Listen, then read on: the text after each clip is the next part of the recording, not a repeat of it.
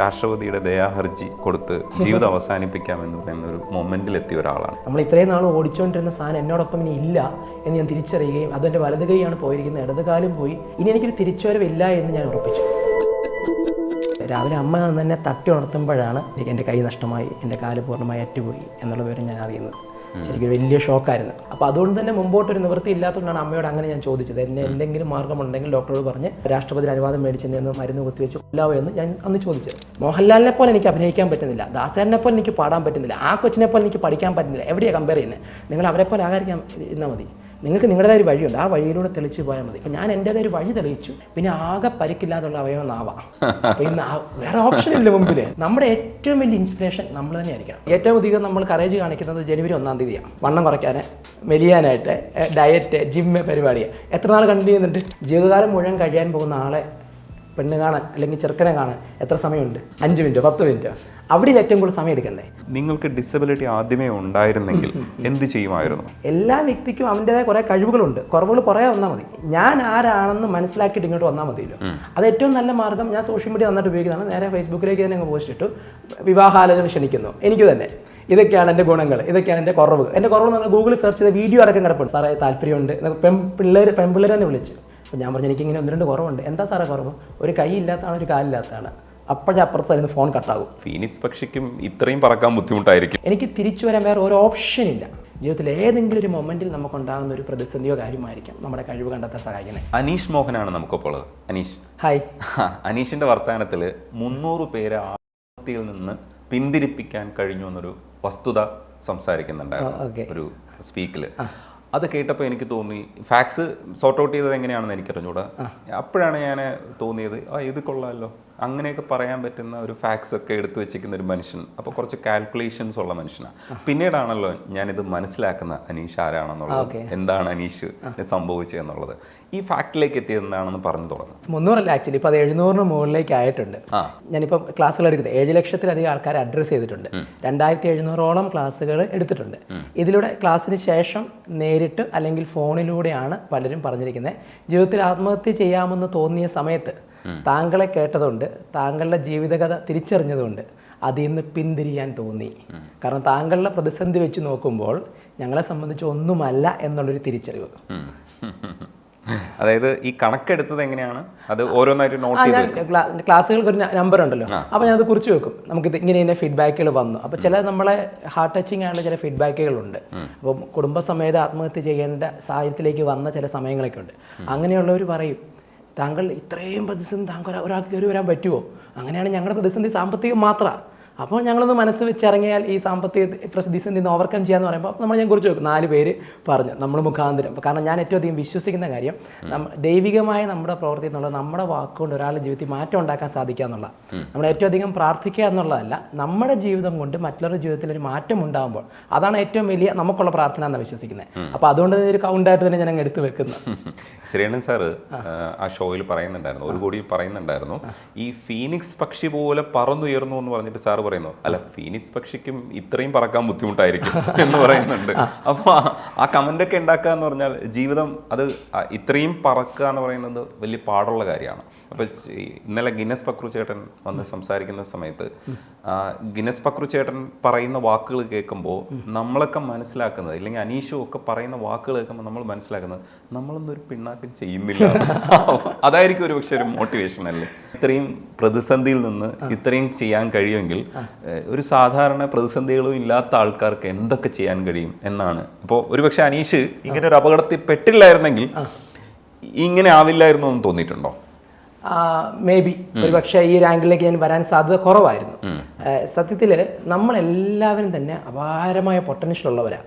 ആ പൊട്ടൻഷ്യൽ കണ്ടെത്തുന്ന ഒരു സമയമുണ്ടല്ലോ, ആ സമയം എപ്പോഴാഗതമാകുന്നു എന്നുള്ളതാണ് പ്രധാനം. ഇപ്പം എന്നെ സംബന്ധിച്ച് എനിക്ക് ബേസിക്കലി ഇങ്ങനെ ക്ലാസ് എടുക്കാൻ ഒരു താല്പര്യം ഉണ്ടായിരുന്നു, ആൾക്കാരെ ഇൻസ്പയർ ചെയ്യാൻ താല്പര്യം ഉണ്ടായിരുന്നു. പക്ഷെ ഭയങ്കരമായ ഭയമുള്ള ആളാണ്.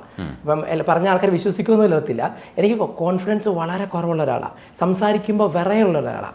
ഇപ്പോൾ ഈ 2700 വേദിയാണെങ്കിൽ പോലും ആദ്യത്തെ ഒരു 5 മിനിറ്റ് എനിക്ക് ഇപ്പോഴും ഒരു വിറയലുണ്ട്. ഇപ്പം ഇത്രയധികം TV ഷോസ് ചെയ്തിട്ടുണ്ടെങ്കിലും ഒരു പ്രോഗ്രാമിൻ്റെ തുടക്കം എന്ന് പറഞ്ഞാൽ എനിക്ക് ഭയങ്കര ടെൻഷനാണ്. അത് ബേസിക്കലി ഞാൻ അങ്ങനെയാണ്. എന്നാൽ എനിക്കായി തീരേണ്ട ഒരു കാര്യമുണ്ട്. ഇപ്പം എനിക്ക് എൻ്റെ ലൈഫിൻ്റെ ഒരു പർപ്പസ് ഉണ്ട്, അത് ഞാൻ തിരിച്ചറിഞ്ഞൊരു മൊമെൻ്റ് ഉണ്ട്. എൻ്റെ ലൈഫ് കൊണ്ട് മറ്റുള്ളവരെ മാറ്റം വരുത്തി അവരുടെ ലൈഫ് ബെറ്റർ ആക്കുക, ഈ ഒരു കാര്യം ചെയ്യാൻ എനിക്ക് ഭയങ്കര ഇഷ്ടമാണ്. അത് ചെറുപ്പം മുതലേ ഞാൻ ചെയ്യുന്നുണ്ടായിരുന്നു ചെറിയ തോതിലാണെങ്കിൽ. അത് പരിശീലന രംഗത്ത് വന്നപ്പോൾ കൂടുതൽ മാറ്റങ്ങൾ വരുത്താൻ പറ്റുമെന്ന് എനിക്ക് ബോധ്യമായ സമയത്ത് അത് ചെയ്തെടുക്കാനുള്ള ഒരു എഫേർട്ട്, അത് കൺസിസ്റ്റൻ്റ് ആയിട്ട് എടുത്തുന്നുള്ളതാണ്. ഇവിടെ നമ്മൾ മനസ്സിലാക്കേണ്ട ഒരു പോയിന്റ് എന്നറിയോ, ഈ കറേജും കോൺഫിഡൻസും തമ്മിലുള്ളൊരു വ്യത്യാസമാണ്. കറേജ് എന്ന് പറയുന്നത് ഒരു കാര്യം ചെയ്തെടുക്കാനുള്ള ധൈര്യമാണ്, തുടക്കം കുറിക്കുന്ന. Courage will help you to start, തുടങ്ങാൻ സഹായിക്കുന്ന കറേജ് ധൈര്യമാണ്. ഇപ്പം എനിക്ക് ക്ലാസ് എടുക്കണം, വിറയലുണ്ട്, പേടിയുണ്ട്, ആൾക്കാരൊക്കെ എന്ത് വിചാരിക്കുന്നൊക്കെ ചിന്തയുണ്ട്, പക്ഷെ ഞാനിത് ചെയ്യുവാണ്, ഇത് കറേജാണ്. പാടാനറിയാം അത്യാവശ്യം, എന്നാൽ ഞാൻ പാടുവാണ്, ഇത് കറേജാണ്. ഈ കറേജ് കൺസിസ്റ്റൻ്റ് ആയിട്ട് ചെയ്തെടുക്കുമ്പോഴാണ് കോൺഫിഡൻസ് ഉണ്ടാകുന്നത്. ഈ കൺസിസ്റ്റൻസിയാണ് ഇവിടുത്തെ കീ. കറേജ് തുടർച്ചയായിട്ട് ചെയ്യുന്നതാണ്. ഇപ്പം നമ്മൾ ഏറ്റവും അധികം നമ്മൾ കറേജ് കാണിക്കുന്നത് ജനുവരി 1-ാം തീയതിയാണ്. വണ്ണം കുറയ്ക്കാൻ, മെലിയാനായിട്ട്, ഡയറ്റ്, ജിമ്മ് പരിപാടി എത്ര നാൾ കണ്ടിന്യൂ ചെയ്യുന്നുണ്ട്? ജനുവരി 5-ാം തീയതി പരിപാടി പോയിട്ട്. ഇപ്പോൾ നമ്മൾ ജിമ്മുകളും യോഗ സെൻ്ററൊക്കെ റൺ ചെയ്യുന്നത് അഡ്മിഷൻ ഫീസിലല്ലേ, റിന്യൂവൽ ഇല്ലല്ലോ. കാരണം വെച്ചാൽ കറേജ് നമ്മൾ എടുക്കും. കൺസിസ്റ്റൻസി ഉള്ളവർ കണ്ടിന്യൂ ചെയ്തിട്ടുണ്ട്, അവരിപ്പോഴും ആ റെസൊല്യൂഷൻ പാലിച്ച് മുമ്പോട്ട് പോകുന്നുണ്ട്. അപ്പോൾ ഞാൻ ഈ കൺസിസ്റ്റൻസി പാലിച്ചപ്പോഴാണ് എനിക്ക് ഈ ധൈര്യം വന്നതും ഇതിലേക്ക് മാറിയതും. ഇപ്പോൾ ഗിന്നസ് ബുക്ക് റിക്കാർഡിൻ്റെ കാര്യം പറഞ്ഞ പോലെ അദ്ദേഹം ആദ്യം ഒരു ധൈര്യമാണ് കാണിച്ചത്. പലരും കളിയാക്കി കാണും, കുറ്റപ്പെടുത്തി കാണും, അദ്ദേഹത്തിന് അമ്മയൊക്കെ വലിയ ഇൻസ്പിറേഷൻ ആയിട്ടുണ്ട്. അദ്ദേഹം അത് കൺസിസ്റ്റൻ്റ് ആയിട്ട് സ്റ്റേജിൽ കയറി പ്രൂവ് ചെയ്യുന്നൊരു എഫേർട്ട് ഇട്ടു. നമ്മളെല്ലാ വ്യക്തികളും ചെയ്യേണ്ട ഇതേ കാര്യമുള്ളൂ. നമുക്കെല്ലാവർക്കും ഒരു മേഖലയിൽ കഴിവുണ്ട്, അതെന്താണെന്ന് കണ്ടെത്തണം. അത് കണ്ടെത്താൻ വേണ്ടിയിട്ട് എഫേർട്ട് ഇട്ട് കൺസിസ്റ്റൻ്റ് ആയിട്ട് വർക്ക് ചെയ്യുമ്പോൾ കോൺഫിഡൻസ് ആകുമ്പോൾ പിന്നെ ഒറ്റ ഗ്രോത്താണ്. അവിടെ നിന്നാണ് നമ്മൾ ശരിക്കും വളരുന്നത്. നിർഭാഗ്യവശാൽ പലരും ഒരു കംഫർട്ട് സോണിൽ നിൽക്കുന്നുണ്ട്, ഇപ്പോൾ ചെയ്തില്ലെങ്കിലും കാര്യങ്ങളൊക്കെ ഓടി പോകുന്നുണ്ട്, ആ യഥാർത്ഥ കഴിവ് കണ്ടെത്താത്തതാണ്. ജീവിതത്തിൽ ഏതെങ്കിലും ഒരു മൊമെൻറ്റിൽ നമുക്കുണ്ടാകുന്ന ഒരു പ്രതിസന്ധിയോ കാര്യമായിരിക്കാം നമ്മുടെ കഴിവ് കണ്ടെത്താൻ സഹായിക്കുന്നത്. എന്നെ സംബന്ധിച്ചുണ്ടായ ഒരു ആക്സിഡൻറ്റ് എനിക്ക് തിരിച്ചു വരാൻ വേറെ ഒരു ഓപ്ഷൻ ഇല്ല. അതാണ് എൻ്റെ സ്വന്തമായ കാര്യം. കാരണം ഞാൻ ചെണ്ടകൊട്ട് കലാകാരനായിരുന്നു. ചെണ്ട കൊട്ടാൻ വലുത് കൈയില്ല, ചെണ്ട കൊട്ടാൻ പറ്റത്തില്ല. കുടുംബപരമായിട്ട് ആശാരിമാരാണ്. അപ്പോൾ അത്യാവശ്യം ആശാരിപ്പണിയൊക്കെ അച്ഛനോട് പോയി ചെയ്തിട്ടുണ്ട്. ചെയ്യണമെങ്കിൽ കൈയില്ല, കാലില്ല, എങ്ങനെ ആശാരിപ്പണി കൊട്ടോട് പിടിക്കാൻ പറ്റത്തില്ല, ഉള്ളു പിടിക്കാൻ പറ്റത്തില്ല, പ്രാക്ടിക്കൽ നടക്കത്തില്ല. പഠിച്ചെടുത്ത് ഇൻസ്ട്രുമെൻറ്റേഷൻ ടെക്നോളജി റാങ്ക് വരെ ഉണ്ടായിരുന്നു. പക്ഷേ ടെക്നിക്കലി എനിക്ക് ജോലി ചെയ്യാൻ പറ്റത്തില്ല. ഇൻ്റർവ്യൂ ബോഡി പോലും അവർക്ക് റിജക്റ്റ് ചെയ്തു. മാർക്കുണ്ട്, ഇൻ്റർവ്യൂവിനൊക്കെ അവർ ബെസ്റ്റായിട്ട് പെർഫോം ചെയ്തെന്ന് പറഞ്ഞു. പക്ഷേ കൈയില്ലാത്ത ഒരാൾ എങ്ങനെ എക്യുപ്മെൻറ്റ്സ് എടുക്കും? അപ്പോൾ സ്വാഭാവികമായിട്ട് ഇതൊന്നും പറ്റില്ല. പിന്നെ ആകെ പരിക്കില്ലാതുള്ള അവയവം നാവാം. അപ്പോൾ ഇന്ന് വേറെ ഓപ്ഷൻ ഇല്ല മുമ്പിൽ. നമ്മുടെ അവസാന ആയുധമാണ്. ഞാൻ എപ്പോഴും തമാശ രൂപണയാണെങ്കിലും പറയും, ഞാൻ ലാസ്റ്റ് വിക്കറ്റിലെ കളി തുടങ്ങിയത്. കാരണം എൻ്റെ 20 വിരലുകൾ എടുത്താൽ, ഇപ്പം എൻ്റെ ഈ കയ്യിലെ കംപ്ലീറ്റ് പോയതാണ്. അപ്പം 5 വിരലുകളില്ല. ഈ കയ്യിൽ ഒരു വിരൽ പോലും പ്രോപ്പർലി ഫംഗ്ഷനിങ് അല്ല. ഇപ്പോഴും നോക്കിയാൽ അറിയാം, എൻ്റെ തള്ളവിരൽ പോലും മടങ്ങിയിരിക്കുന്നത്. ശരിക്കും ബലമില്ല. എൻ്റെ ഈ കാലിന് സർജറി ചെയ്ത് വെച്ചിരിക്കുമായിരുന്നു. അതിൻ്റെതായ ബുദ്ധിമുട്ടുകൾ ഇപ്പോഴും ഉണ്ട്. എൻ്റെ ഇടത് കാലാണ് നഷ്ടമായത്. അപ്പം നോക്കിയാൽ 20 വിരലെടുത്താൽ ഒരു വിരൽ പോലും പ്രോപ്പർലി ഫംഗ്ഷനിങ് അല്ല. ഉള്ളൊരു ശരിക്കൊരു അനക്കമുള്ള വരുന്ന പറഞ്ഞാൽ ഈ വരല. ഈ ലാസ്റ്റ് ബാറ്റ്സ്മാനിലാണ് ഞാൻ റീസ്റ്റാർട്ട് ചെയ്യുന്നത്. അപ്പോൾ എന്നെ സംബന്ധിച്ചോളം ഉള്ളത് എന്താണോ അത് വെച്ച് അങ്ങ് ഇറങ്ങിത്തിരിക്കുക. ഇല്ലാത്തതിനെ കുറിച്ച് പരാതി പറഞ്ഞിട്ട് ഒരു കാര്യമില്ല. സാമ്പത്തികം ഇല്ല, സഹായിക്കാൻ ആളില്ല, മുമ്പോട്ട് അവസരമില്ല. ഇതൊന്നും മുമ്പോട്ട് അവസരമുണ്ട്, മുമ്പോട്ട് ഇത് ചെയ്യാനൊരു സപ്പോർട്ട് വേണ്ടേ, അതില്ല. അപ്പോൾ സ്വാഭാവികമായിട്ടും ഇതിൽ നിന്ന് എന്ത് ചെയ്യാം, ഈ നാവുകൊണ്ട് എങ്ങനെ ജീവിക്കുക, ആ ചിന്തയായിട്ട് ഇറങ്ങി തിരിച്ച് ഇത് സാധ്യമാക്കി. ഈ മോട്ടിവേഷനെ കുറിച്ച് ആദ്യമേ തന്നെ ഒരു ചോദ്യം ചോദിച്ചിട്ട് ബാക്കി പോകാമെന്ന് വിചാരിക്കുന്നുണ്ട്. ഈ മോട്ടിവേഷൻ സ്പീക്സ് കേൾക്കുമ്പോൾ നമുക്കുണ്ടാവുന്ന ഒരു ആവേശമുണ്ട്. അത് ഇറങ്ങിപ്പോകുന്നതാണ് നമ്മൾ നേരിടുന്ന ഏറ്റവും വലിയ ചലഞ്ച് എന്ന് പറയുന്നത്. ഈ മോട്ടിവേറ്റ് ചെയ്യുന്നത് നമുക്ക് ചെയ്യാൻ കഴിയുന്ന കാര്യമാണ്. പക്ഷെ മോട്ടിവേറ്റ് ആവുക എന്ന് പറയുന്നത് ഭയങ്കര ബുദ്ധിമുട്ടുള്ള ഒരു പരിപാടിയാണ്. എന്ന് വെച്ചാൽ അവരത് സ്വയം ചെയ്യേണ്ടത്. പക്ഷേ ഈ മോട്ടിവേഷൻ ക്ലാസ്സുകൾ നിരന്തരമായി നടക്കുന്നുണ്ട്. ഇതിൽ എവിടെയാണ് റിസൾട്ട് എന്ന് ശരിക്കും കരുതുന്നത്? റിസൾട്ട് എവിടെയാണ് കിട്ടുക? ഇപ്പോൾ ഒരു ദിവസത്തെ ക്ലാസ് കഴിയുമ്പോൾ ഒരു ഭയങ്കരമായിട്ട് ചാർജഡ് ആവും, പക്ഷേ പിറ്റേ ദിവസം ഇറങ്ങിപ്പോകും ഉറപ്പായി. പക്ഷെ അതെങ്ങനെ ഇറങ്ങിപ്പോകുന്നത് നിങ്ങൾക്ക് ഒരു പക്ഷേ ബിസിനസ്സിന് നല്ലതായിരിക്കും. പക്ഷേ ഇതെങ്ങനെ നമ്മൾ റിസൾട്ടായിട്ട് കരുതാൻ പറ്റില്ലല്ലോ. അതിനെ റിസൾട്ടായിട്ട് അതുകൊണ്ട് കാര്യമില്ലല്ലോ. അപ്പം അത് എങ്ങനെയാണ് റിസൾട്ടിലേക്ക് നമ്മൾ ഇതിൽ ശരിക്കും മനസ്സിലാക്കേണ്ടത് മോട്ടിവേഷനും ഇൻസ്പിറേഷനും തമ്മിലുള്ള ഒരു വ്യത്യാസമാണ്. മോട്ടിവേഷൻ ഒരു ബോൾ എടുത്ത് മോളിൽ നിന്നിരുന്ന പോലെയാണ്. മോളിൽ നിന്ന് പൊക്കി മോളിൽ നിന്ന് താഴ്ത്തിടുന്നിരിക്കുക. ഇത് ഒന്ന് ബൗൺസ് ചെയ്ത് പിന്നെ ബൗൺസ് ചെയ്ത് ഓരോ തവണ ബൗൺസ് ചെയ്യുമ്പോൾ ഇതിൻ്റെ ഹൈറ്റ് കുറഞ്ഞ് ജമ്പ് നിൽക്കും എന്നുള്ളതാണ്. അത് മോട്ടിവേഷൻ ക്ലാസ് കൂടുമ്പോൾ ആദ്യ ദിവസം ഭയങ്കര ആവേശം, ഇന്ന് മുതലുള്ള വ്യക്തി ആയിരിക്കില്ല എന്നൊക്കെ പറഞ്ഞ് നമ്മൾ ഇറങ്ങും. രണ്ടാമത്തെ ദിവസം ഇത് താന്നു വരും. ഒരാഴ്ച കൊണ്ട് ഈ പരിപാടി അങ്ങ് തീരും. ഇതാണ് മോട്ടിവേഷൻ്റെ കേസ്. അതേ സമയത്ത് നമ്മൾ ഇൻസ്പിറേഷൻ എന്നുള്ളത് ഇൻസൈഡ് ഉള്ളിൽ നിന്നുണ്ടാകുന്ന, നമ്മളിതിനെ സ്വയം ചെയ്തുണ്ടാകുന്ന. ഈ ഇൻസ്പിറേഷൻ ഉണ്ടാകുമ്പോൾ സെൽഫ് ഡിസിപ്ലിൻ ഒരു പാർട്ട് വരും. സെൽഫ് ഡിസിപ്ലിൻ ഉണ്ടെങ്കിൽ ഇൻസ്പിറേഷൻ ഉണ്ടാകത്തുള്ളൂ. സെൽഫ് ഡിസിപ്ലിൻ നമ്മുടെ DC വേവ് പോലെയാണ്. അതായത് ഇങ്ങനെ ബൗൺസ് ചെയ്ത് ഒരേ ലെവലിൽ അത് മെയിൻറ്റെയിൻ ചെയ്യും. അത് സെൽഫ് ഡിസിപ്ലിൻ ഉണ്ടാകുന്നതാണ്. ഇതിന് ശരിക്കും വേണ്ടത് ഇൻസ്പിറേഷനാണ്. അപ്പോൾ മോട്ടിവേഷൻ നമ്മളെ ഒന്ന് മൂവ് ചെയ്യിക്കാൻ, ഒന്ന് ഒരു ഡൗൺ ആയിട്ടിരിക്കുമ്പോൾ ഒന്ന് ചാർജ് ചെയ്യാൻ മാത്രമേ സഹായിക്കുന്നുള്ളൂ. ഇൻസ്പിറേഷൻ ഉണ്ടാകുന്ന ഉള്ളിൽ നിന്നാണ്. അപ്പോൾ അതുകൊണ്ട് തന്നെ നമ്മുടെ ഏറ്റവും വലിയ ഇൻസ്പിറേഷൻ നമ്മൾ തന്നെ ആയിരിക്കണം. നമ്മുടെ ലൈഫിനെ നമ്മളൊന്ന് പുറകോട്ട് നോക്കുമ്പോൾ നമുക്ക് ഇൻസ്പിറേഷൻ്റെ ഒരു നിര ഉണ്ടായിരിക്കണം. അതുണ്ടാണെങ്കിൽ സെൽഫ് ഡിസിപ്ലിൻ ആയിരിക്കണം, സിസ്റ്റമാറ്റിക് ആയിട്ട് വർക്ക് ചെയ്യണം. അപ്പോൾ ഈ ക്ലാസ് കൂടുന്നതിലല്ല കാര്യം, ക്ലാസ്സിൽ കൂടിയ കാര്യങ്ങൾ അപ്ലൈ ചെയ്യുന്നതിനാണ്. ഇത് ഒറ്റയടിക്ക് അപ്ലൈ ചെയ്യരുത്. അതിനാണ് അറ്റോമിക് ഹാബിറ്റ്സിൻ്റെ ബുക്കുണ്ട്, അറ്റോമിക് ഹാബിറ്റ്സ്, ജെയിംസ് ക്ലിയറിൻ്റെ. ചെറിയ ചെറിയ ഹാബിറ്റ്സ് ആയിട്ട് പ്രാക്ടീസ് ചെയ്യുക. ഇപ്പം നമുക്ക് വണ്ണം കുറയ്ക്കണം എന്നാണ് നമ്മുടെ പ്ലാനെങ്കിൽ ഓടിപ്പോട്ട് ജിമ്മിൽ പോയിട്ട് മെഷീൻ സാധനമൊക്കെ എടുത്തിട്ടോ അടിയോടടിയ അന്ന് വൈകുന്നേരം നീരും വെച്ചിട്ട് അയ്യോ എന്ന് പറഞ്ഞായിരിക്കും ഇറങ്ങുന്നത്. ആശാൻ ആദ്യമേ പറയും, നീ വാമപ്പ് ചെയ്യ്, നീ ആദ്യം വാമപ്പ് ചെയ്യ്, 10 പുഷപ്പ് എടുക്ക്, എക്സസൈസ് ചെയ്ത് നീ ഒന്ന് സെറ്റായി ഒരാഴ്ച കഴിഞ്ഞിട്ടാണ് എക്യുപ്മെന്റ്സ് എടുക്കാമെന്ന് പറയത്തുള്ളൂ. അതുപോലെ തന്നെ നമുക്ക് വെയിറ്റ് കുറയ്ക്കുന്നുണ്ടെങ്കിൽ എല്ലാ ദിവസവും ഒരു 10 മിനിറ്റ് വെച്ച് വർക്കൗട്ട് ചെയ്യും.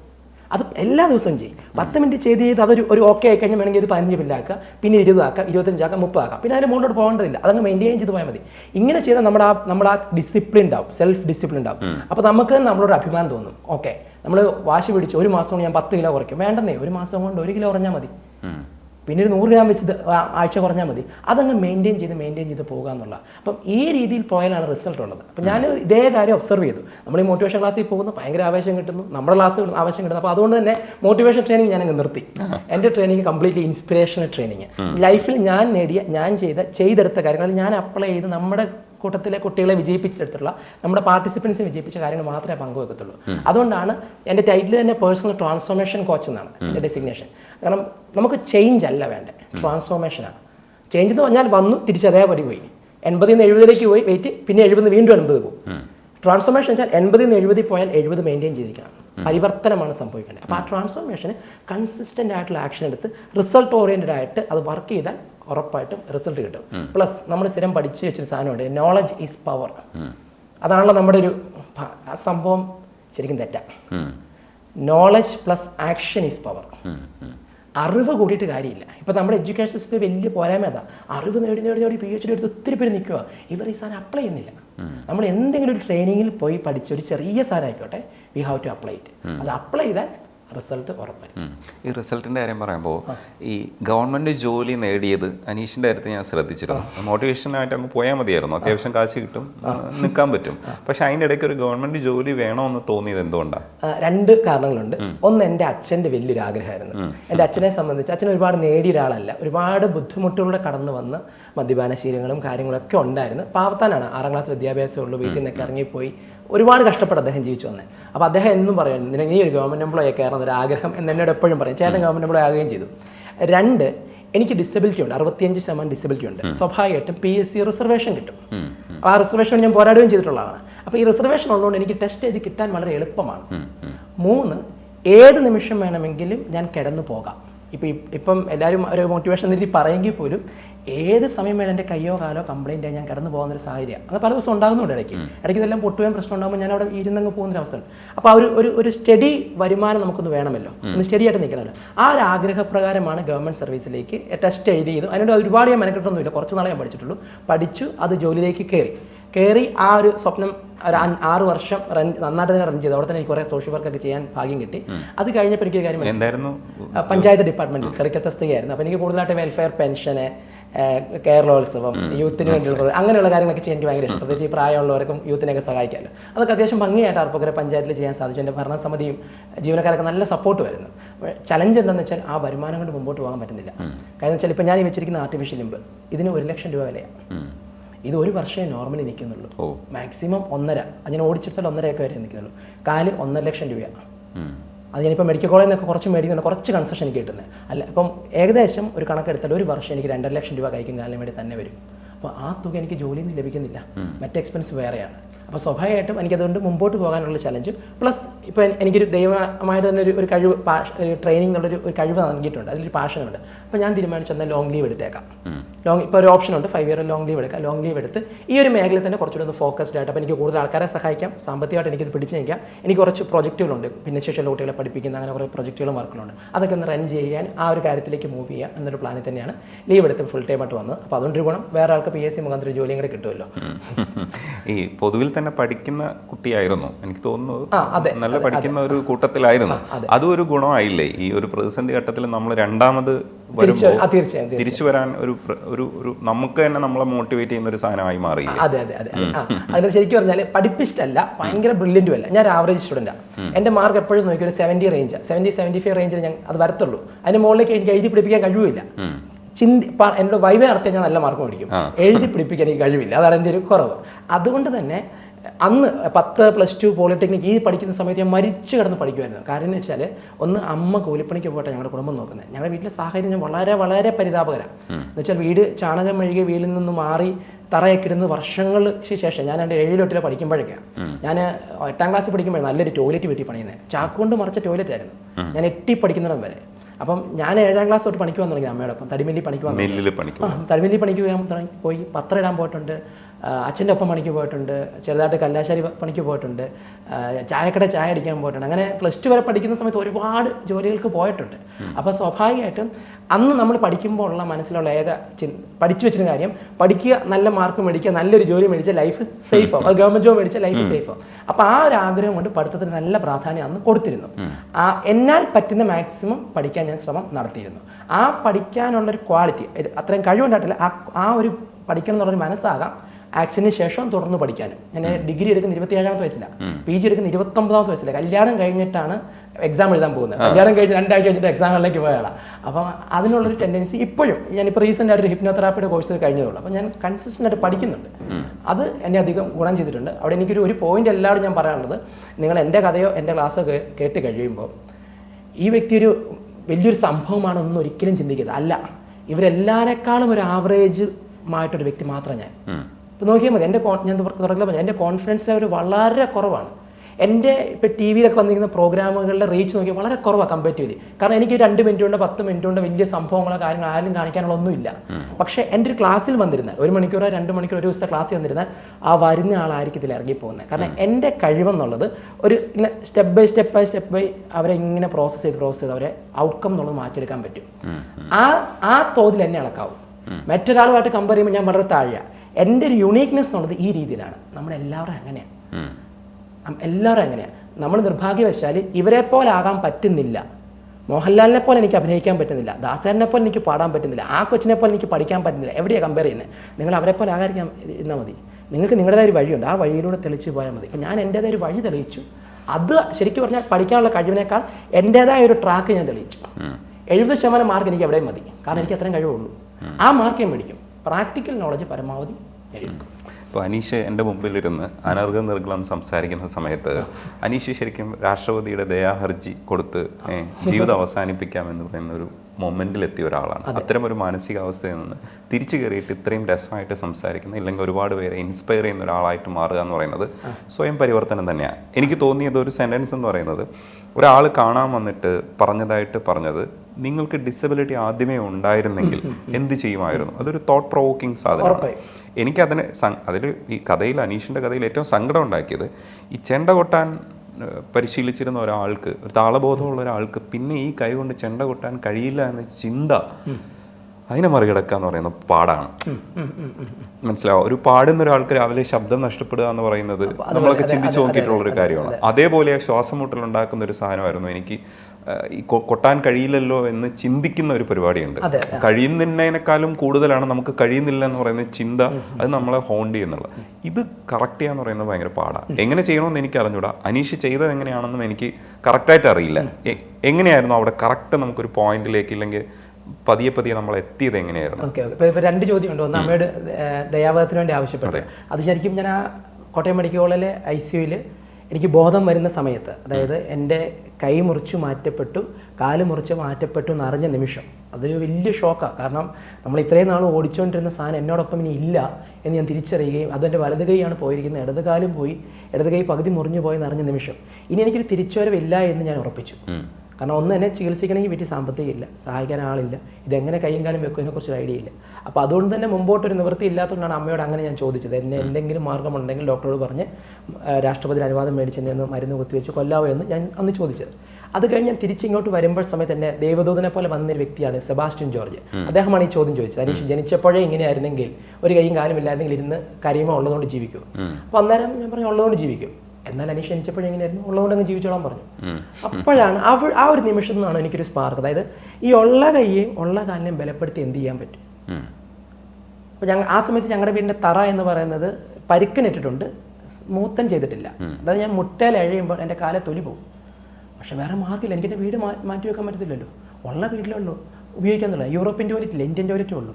അപ്പോൾ അച്ഛനൊരു സ്റ്റൂള് വെട്ടി തടിയുടെ ഒരു സ്റ്റൂളുണ്ട്, അത് വെട്ടി അതിനകത്ത് വട്ടം ഉണ്ടാക്കി വെച്ച് ഇതൊക്കെ കയറി ഇരിക്കണം. ഇത് ഇരിക്കുക എന്ന് പറഞ്ഞാൽ ഒറ്റക്കാലെ കയറി ഞാൻ ഇരിക്കണം, ഇതൊന്ന് ഇറങ്ങണം, അത് ഭയങ്കര പാടാണ്. അപ്പോൾ അമ്മ എന്നെ എടുത്തുകൊണ്ട് പോയിട്ട് ഇതെല്ലാം ചെയ്യുന്നത്. അപ്പം ഇരുന്ന് പരാതി പറഞ്ഞു എനിക്ക് യൂറോപ്യൻ ടോയ്ലറ്റ് ഇല്ല അല്ലെങ്കിൽ തറ ഇതൊന്നും പറയാൻ പറ്റത്തില്ല. അച്ഛൻ ഇങ്ങനെ ഉണ്ടാക്കി വെച്ചിട്ടുണ്ടല്ലോ, ഒരു ടോയ്ലറ്റ് ഉണ്ടല്ലോ, അയലോക്കത്തെ വീട്ടിൽ പോകണ്ടല്ലോ. അപ്പോൾ ഈ ഉള്ള സൗകര്യം എന്താ അത് ഉപയോഗിച്ച് തുടങ്ങുക, നമ്മുടെ എന്തുണ്ടോ അത് ഇത് വെച്ച് മുമ്പോട്ട് ജീവിച്ചു പോവുക എന്നുള്ള ചിന്ത. അപ്പോൾ അത് തന്നെ അങ്ങ് മുമ്പോട്ട് പോയി. എന്നെ ഇനി പുറകോട്ട് ഹോൾഡ് ചെയ്യുന്നൊരു സാധനമായിരുന്നു ഈ പറഞ്ഞ ചെണ്ടമേളം. ആ ചെണ്ടമേളത്തിൻ്റെ സൗണ്ട് എവിടെ കേട്ടോ എനിക്ക് ഭയങ്കര വിഷമം. കാരണം അതെൻ്റെ ഹൃദയത്തോട് ഞാൻ ചേർത്ത് പിടിച്ചിരുന്ന ഒരു പാഷനാണ്. കാരണം എനിക്ക് ഏത് താളം കേട്ടാലും ഞാൻ പെട്ടെന്ന് കൊട്ടിയെടുക്കും. പണ്ട് തൊട്ട് റഹ്മാനൊക്കെ പാട്ട് കേട്ടാൽ ഏറ്റവും ടഫ് പാട്ട് കേട്ടാലും എനിക്ക് 2 മിനിറ്റ് കൊണ്ട് ഞാനത് കൊട്ടി കയ്യിലെടുക്കും. അങ്ങനെ ഒരു കഴിവ് എനിക്ക് ഉണ്ടായിരുന്നു. അമ്മയുടെ അച്ഛൻ ചെണ്ടോട്ടുകാരനായിരുന്നു. അപ്പം ഇത് പറ്റാതെ വരുമ്പോഴും പുറകോട്ട് ഭയങ്കര വലിവ്. നമുക്കൊരു ട്രെയിനിൻ്റെ സൗണ്ട് കേൾക്കുക, ചെണ്ടമേളം കേൾക്കുക, ഇതൊക്കെ എനിക്ക് ഭയങ്കരമായ ബുദ്ധിമുട്ടായിരുന്നു. പക്ഷെ ഞാൻ ഗ്രാജുവലി മനസ്സിലാക്കി ഇതിന് ആരും മാറ്റാൻ വരില്ല, നമ്മൾ തന്നെ സ്വയം മാറ്റിയെടുക്കുകയേ മാറുകയുള്ളൂ. അപ്പോൾ എൻ്റെ സന്തോഷം ഞാൻ കണ്ടെത്തണം, ഇതിൻ്റെ താക്കോൽ ആരിലും കൊടുക്കാൻ പറ്റില്ല. എങ്ങനെ ചെറിയ ചെറിയ സന്തോഷം കണ്ടെത്താമെന്ന് തുടങ്ങി. ശരിക്കും പറഞ്ഞാൽ ടി വിയിലൊക്കെ വരുന്ന ചെറിയ കോമഡി പ്രോഗ്രാം അല്ലേ, ഇത് ഞാൻ കണ്ടിട്ടിരുന്നു, ഞാൻ പൊട്ടിച്ചിരിക്കും. അത്രയും ചിരിക്കാനുള്ള സാധനം ഇല്ലത്, പക്ഷെ ഞാനങ്ങ് ചിരിക്കുക.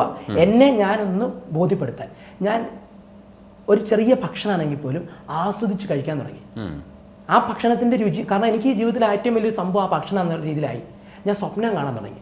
ഒരുപക്ഷെ ഒരു ഇമാജിനറി വേൾഡ് ഞാൻ കുറേ നാൾ ജീവിച്ചു. ഞാൻ സ്വപ്നം കണ്ടു, ഞാൻ വിവാഹം കഴിക്കുന്നതായിട്ട് സ്വപ്നം കണ്ടു, ഞാൻ യാത്ര ചെയ്യുന്ന സ്വപ്നം കണ്ടു, വണ്ടി ഓടിക്കുന്ന സ്വപ്നം കണ്ടു, പാട്ട് പാടുന്ന സ്വപ്നം കണ്ടു, സ്റ്റേജിൽ കയറി സംസാരിക്കുന്ന ആൾക്കാർ കൈയിടിക്കുന്നതൊക്കെ സ്വപ്നം കണ്ടു. കാരണം വെച്ചാൽ എനിക്ക് എൻ്റെ കൈയുടെ വേദന, കാലിൻ്റെ വേദന, മനസ്സിൻ്റെ വേദന, റാങ്ക് വരെ മേടിച്ചിട്ട് ജോലി ചെയ്യില്ല, മുമ്പോട്ട് ഒന്നും വരാം. അപ്പം ഞാൻ ഈ കുറേ സമയം സ്വപ്നം കണ്ട് ഈ വേദന ഇല്ലാതാക്കും.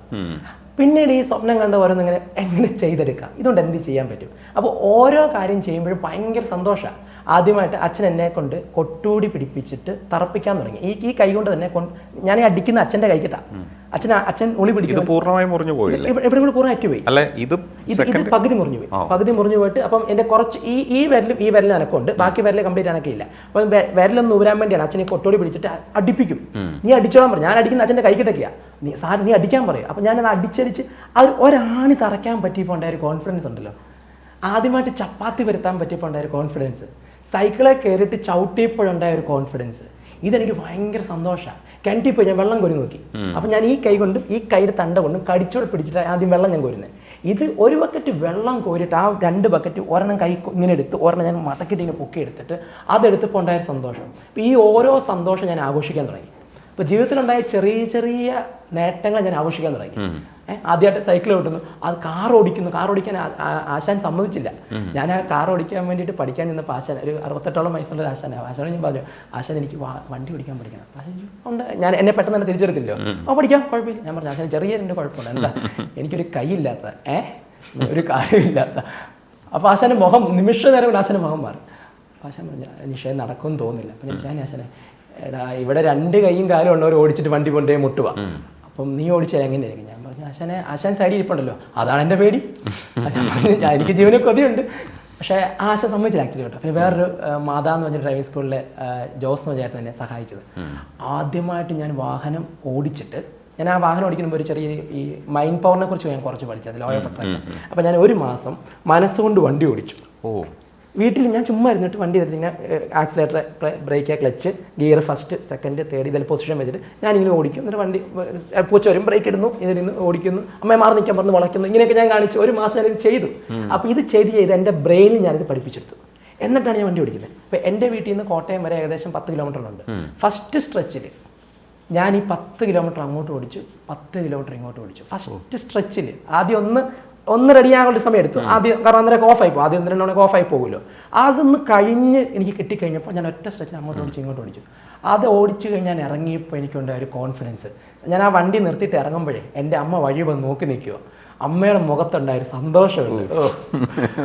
അപ്പോൾ അങ്ങനെ അതാണ് ഞാൻ ഇപ്പോഴും. ഞാനതാണ് എൻ്റെ ദിവസവും പരിപാടി വെച്ചാൽ ചെറിയ ചെറിയ വിജയങ്ങൾ നേടിക്കൊണ്ടേ ഇരിക്കുക എന്നുള്ളതാണ്. ഞാൻ അല്ലെങ്കിൽ എൻ്റെ ആരോഗ്യാവസ്ഥയുടെ ഒരു ഭിന്നശേഷിക്കാരൻ ആരാണെന്ന് അറിയണമെങ്കിൽ 2 ദിവസം ഒപ്പം താമസിച്ചാൽ മതി. അത്ര എളുപ്പമല്ല ഞങ്ങളിപ്പം ജീവിക്കുക എന്നുള്ളത്. കാരണം എല്ലാ ദിവസവും വൈകുന്നേരം ഉണ്ടല്ലോ, ഒരു അരമണിക്കൂർ മുതൽ 1 മണിക്കൂർ എൻ്റെ കൈക്കും കാലിനും വേണ്ടി ഞാൻ മാറ്റി വെക്കണം.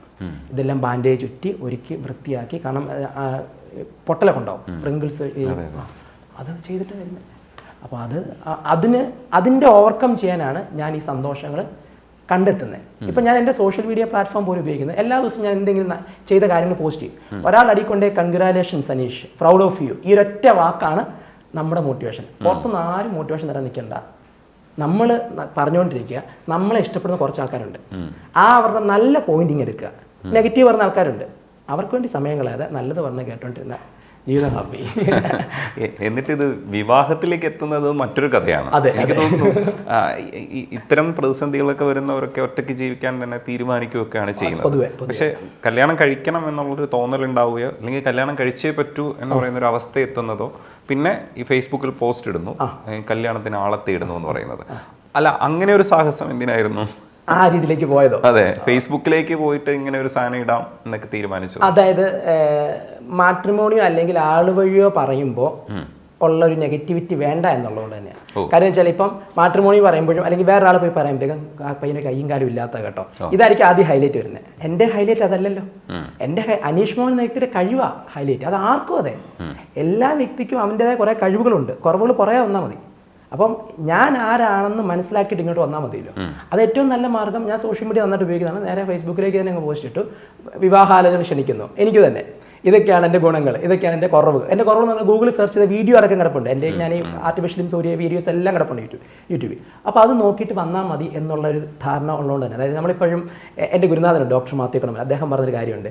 ഈ നമ്മളൊരു ഷർട്ട് എടുക്കാൻ പോവുകയാണ് അല്ലെങ്കിൽ ചുരിദാർ എടുക്കാൻ പോവുക, നമ്മൾ എത്ര മണിക്കൂർ മെനക്കെടാറുണ്ട് അവിടെ നോക്കി നോക്കി നോക്കി. ഒരു ഏതാ അപ്പോൾ 2500 രൂപ 1000 രൂപ ഒരു ഡ്രസ്സ് എടുക്കാനായിട്ട് എത്ര ആൾ ഇടുന്നത്? 6 മാസം 1 വർഷം 2 വർഷം ഇടാൻ പോകുന്ന സാധനം എടുക്കാൻ വേണ്ടി മണിക്കൂർ നമ്മൾ നോക്കും.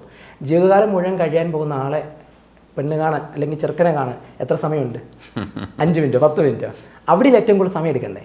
അപ്പം എനിക്ക് പറ്റിയ ആളെ വേണം, അതിനകത്ത് എനിക്ക് വേറെ ഓപ്ഷൻ വെക്കാനില്ല. അപ്പം അതുകൊണ്ട് തന്നെ സ്വയം മനസ്സിലാക്കി വരട്ടെ, ആൾക്കാർ അറിഞ്ഞോട്ടെ, തപ്പി വന്നിട്ട് അതിൻ്റെ അകത്തുനിന്ന് ഏറ്റവും ആപ്റ്റ് ആരെന്ന് നോക്കി അങ്ങനെ എടുക്കാമെന്നൊരു തീരുമാനം കൊണ്ടാണ് ആ ധൈര്യവും കാണിച്ചതും. പിന്നെ ഞാൻ ചിന്തിച്ചൊരു കാര്യമുണ്ടായിരുന്നു, ഞാനിത് ചെയ്താൽ ഒരു പക്ഷേ എന്നെപ്പോലുള്ള ഒത്തിരി ഭിന്നശേഷിക്കാർക്ക് ഒരു ആവേശമാകും, പ്രതീക്ഷയാകും. എനിക്ക് ഇപ്പോഴും അറിയാം, ഒരുപാട് അവാർഡുകൾ നേടിയ ഭിന്നശേഷിക്കാരായ വ്യക്തികളുണ്ട്. അവരോട് വിവാഹം കഴിക്കണമെന്ന് ആഗ്രഹം ഉണ്ടെന്ന് വെച്ചാൽ ആഗ്രഹമുണ്ട്, പക്ഷെ എൻ്റെ അയ്യോ നമ്മക്കാരാ ഉള്ളത് എന്നൊരു ഫീലാണ്. അപ്പം ഞാൻ പറയാനുണ്ട്, നമ്മൾ ഈ അവാർഡൊക്കെ നേടിയെങ്കിലും നിങ്ങൾ മാനസികമായിട്ട് അത് ഓവർകം ചെയ്തിട്ടില്ല. ഓവർകം ചെയ്യ്, നിങ്ങളുടെ കഴിവ് കാണുന്നൊരു വ്യക്തി വരും. ഇപ്പം എൻ്റെ ഭാര്യയുടെ ഏറ്റവും വലിയ പ്ലസ് പോയിന്റ് എന്ന് വെച്ചാൽ ഇത്രയും വർഷമായി, അയാളുടെ പേര് നിധി സുകുമാരൻ, ഫിസിക്സ് ടീച്ചറാണ്. ഇത്രയും വർഷമായിട്ടും ഒരിക്കൽ പോലും നിങ്ങൾക്ക് ഇങ്ങനെ ഒരു കുറവുണ്ട് എന്നൊരു വാക്ക് എന്നോട് പറഞ്ഞിട്ടില്ല.